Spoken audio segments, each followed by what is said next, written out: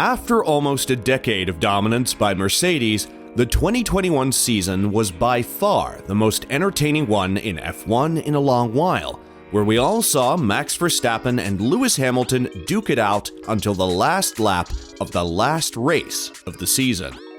Now, whether or not Max deserved the win or Lewis got cheated is a discussion we can have for the rest of our lives.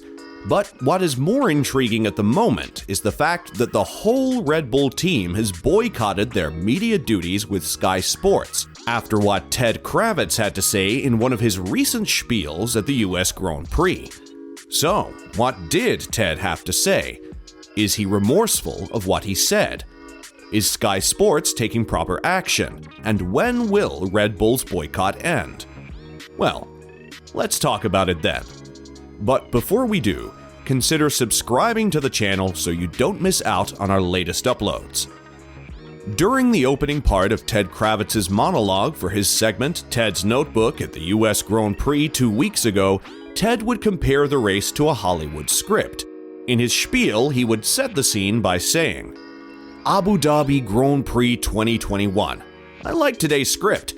7-time world champion goes into final race trying to be the greatest of all time and win championship, gets robbed, comes back, his next year's car is rubbish, doesn't win a race all year, and then finally comes back at a track where he could win the first race all year, is battling with the same guy who won the race that he was robbed in the previous year, and manages to finish ahead of him." What a script and a story that would have been. But that's not the way the script turned out today, was it? Because the guy that beat him after being robbed actually overtook him, because he's got a quicker car, because of engineering and Formula One and design, and pretty much because of Adrian Newey, Red Bull's chief technical officer over there. Now, after these comments, Red Bull would refuse to speak to any member of Sky Sports at the Mexican Grand Prix the following weekend, as they felt that Ted was disrespectful. After his 14th race win this season, the media would ask Verstappen why the team had decided to boycott their media duties with Sky Sports. It had nothing to do with this weekend, but this year it's been a constant digging, being disrespectful, especially one particular person. And at one point, it is enough. I don't accept it, Verstappen told reporters after the race. You can't live in the past, you just have to move on. Verstappen added, "At the moment, social media is a very toxic place, and if you're constantly being like that live on TV, you make it only worse, instead of trying to make it better in the world. You keep disrespecting me, and at one point, I'm not tolerating it anymore. So that's why I decided to stop answering." And while Max's comments sounded like his decision to boycott Sky Sports was irreversible, Red Bull's team boss Christian Horner would say that they will lift the ban at the next race in Brazil. "Next race, service will be resumed," Horner said. "We just wanted to lay down a marker to say certain things aren't acceptable, and as a team we stand together. Accusations of championships being robbed is something we don't feel is an impartial commentary. Max is very upset about it, and as a team, we support him fully."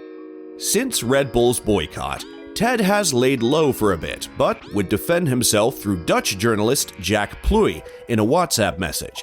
Since their conversation, Jack Pluy has stuck up for Kravitz and said to the media, "I spoke to Ted this morning. If you listen carefully to that interview, he's walking through the paddock and he says it would be a very nice script for a film.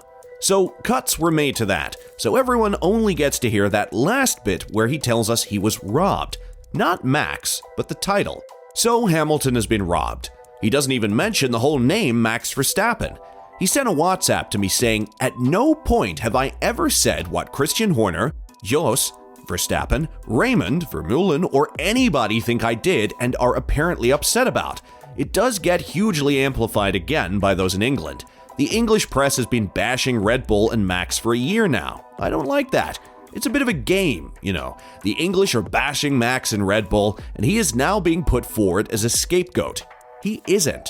I stick up for Ted." His colleague at Sky, Martin Brundle, would also stick up for Ted and say on his Twitter account, "For the avoidance of doubt, my friend and colleague for the past 26 years, at Ted Kravitz, has my full support. Face-to-face dialogue is the only way to sort out issues and disputes in the relentless crucible of the F1 paddock. We all have opinions and different jobs to do. That's life. We all can agree that F1 has exponentially grown these past few years through the help of Netflix and their series Drive to Survive. And with how controversial last season ended, that is all the keyboard warriors need to come out and play in the minefield that is social media. Verstappen, Lewis, and Sergio Perez would comment on the toxicity of F1, especially on the internet. I think it's just the sport is more popular, so there are more people watching, so more people are writing, said Verstappen. I think it's just that. It's not great that they're allowed to write these kinds of things, so I hope we can come up with a kind of algorithm that stops people from being keyboard warriors. These kind of people will never come up to you and say these things in front of your face because they're sitting in front of their desk or whatever at home, being upset, being frustrated, and they can write whatever they like because the platform allows you to. That can be really damaging and hurtful to some people, and it's not how it should be. On the other hand, Lewis would agree with Max's comments and say, "I think social media is getting more and more toxic as the years go on," he said. "I think we should probably get off it, ultimately. So many people. Mental health is such a prominent thing right now. I know so many people reading their comments and the stuff people say, and it's hurtful. Fortunately, I don't read that stuff. But the media platforms definitely need to do more to protect people, particularly young kids and women. But at the moment, they are not doing that, so I think it will just continue."